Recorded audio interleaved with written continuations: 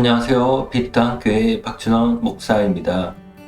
빛땅교회 유튜브 영상은 대중문화에 있는 일반 계시를 기독교 세계관으로 바라보고 특별 계시로 연결하여 해석하였습니다. 오늘은 문학작품 나무를 심은 사람 첫 번째 이야기입니다. 옛날에 사람들로 넘쳐났던 행복한 마을이 폐허가 되었습니다. 사람들은 무분별한 자연 훼손으로 마을은 더 이상 사람이 살 수 없는 곳이 되었습니다. 바람을 막아줄 나무가 없어 흙먼지 바람만이 사납게 불고 있었습니다. 나그네 청년이 사막이 되어버린 길을 따라 걷고 있었습니다. 멀리 폐허가 된 마을이 보입니다. 청년은 목이 말라 물을 구하려고 했지만 나무가 없는 땅에 물이 마른 지 오래였습니다. 계속 길을 가던 중 멀리 나무 그루터기 하나를 보게 됩니다. 가까이 가서 보니 그루터기가 아닌 양치기였습니다. 가까이에서 본 양치기는 키는 작았지만 거목 같아 보였습니다. 대화를 해보지 않았지만 자신감이 넘쳤습니다. 우리는 일상을 살아가다 보면 믿음 곧 신념을 가지고 성실하게 살아가는 사람을 만나게 됩니다. 그런 사람을 보면 자신감이 넘쳐 보입니다. 양치기도 마찬가지였습니다. 그에게는 거목 같은 자신감이 느껴졌습니다. 청년은 양치기의 집으로 가게 됩니다. 양치기의 집은 튼튼한 돌집이었습니다. 날카로운 바람 소리마저 그의 튼튼한 돌집에서는 들리지 않았습니다. 집안은 잘 정돈되어 있었습니다. 그의 옷도 깨끗하고 단정했습니다.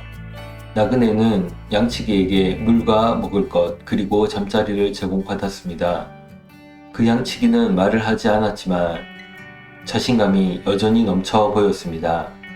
황량한 마을에 있는 사람들은 숯불을 만들어 겨우 삶을 유지했습니다. 마을이 황폐해진 이유는 나무를 많이 베어 땅이 죽어버렸기 때문이었습니다. 여자들은 모든 것에 경쟁을 했습니다. 선한 일이든 악한 일이든 모든 것에 경쟁을 했습니다. 서로 싸우고 죽였습니다. 바람 소리에 사람들은 정신을 갉아먹혔습니다. 날카로운 바람 소리가 나는 것은 숲이 없었기 때문입니다. 바람이 불 때 나무를 스치며 나무니까 나무니 풀잎과 풀잎이 부딪히는 소리를 들을 수 없었기 때문입니다.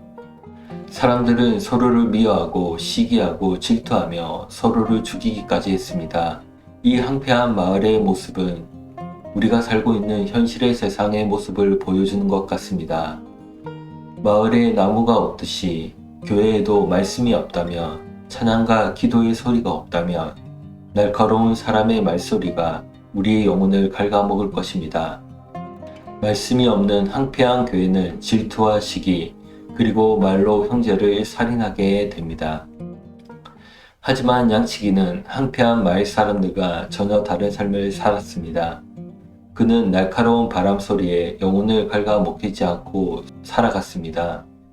그는 무언가 이해할 수 없는 자신의 일들을 말없이 묵묵하게 성실하게 하고 있었습니다. 바로 매일 100개의 도토리를 골라내어 땅에 심었습니다. 청년은 그 양치기와 함께 있는 동안 평화로웠습니다.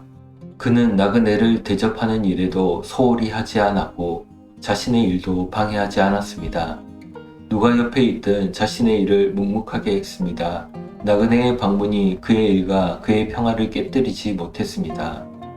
이 소설에서 자신감이 넘치는 거목 같은 노인의 모습을 마음에 그려볼 때 성경 말씀에 있는 무화과 나무, 포도나무, 푸른 나무 아래 초대받아 평화와 번영을 누리게 하시는 하나님의 말씀이 떠올랐습니다.